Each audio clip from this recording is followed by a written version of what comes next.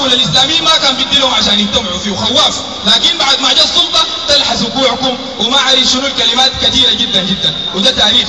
هذا يعني زمان كرام هذا الفم رحمه. محمد حسن عالم، حزب البحث العربي الاشتراكي، خريج جامعة النيل كلية الهندسة.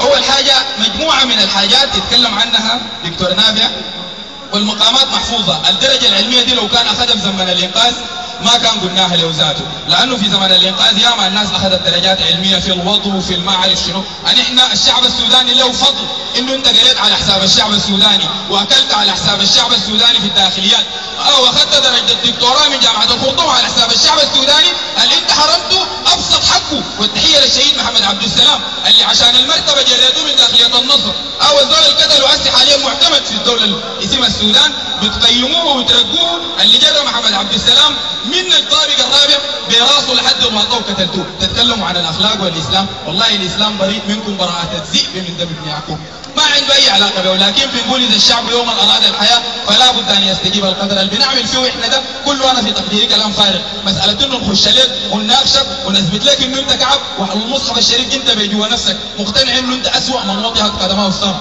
اسوء من وطئت قدمه الثرى، واكثر انسان ضيع الحدود في البلد دي. لكن الكلام ما مفيد.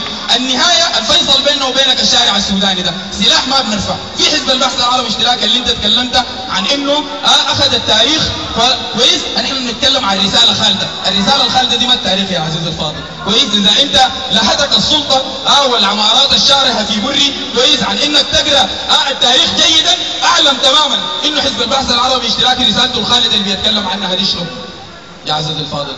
انا كان اتمنى انه نافع اللي بيجي يتكلم لنا هنا على الاجنده الخارجيه، وما انت ما قاعد مع الناس في همش وريب، ما قاعد مع الناس في دار السلام القريبه دي، انت ما قاعد مع الناس في دلق المحس الشماليه، الناس مؤامنه زي طالع، الناس ما لاقي يتكلم لنا عن لقمه العيش.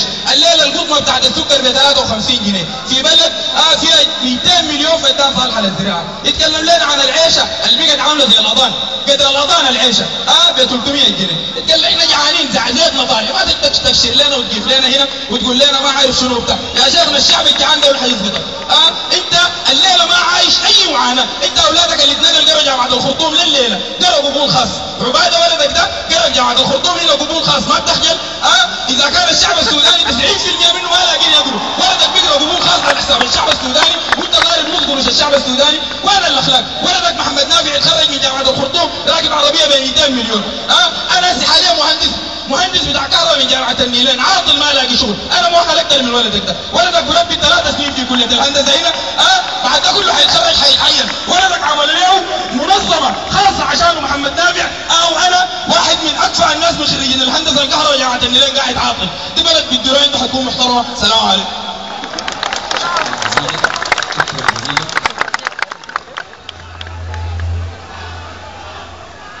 إذا في الصالات مفتوحة، الأخ هناك في الآخر.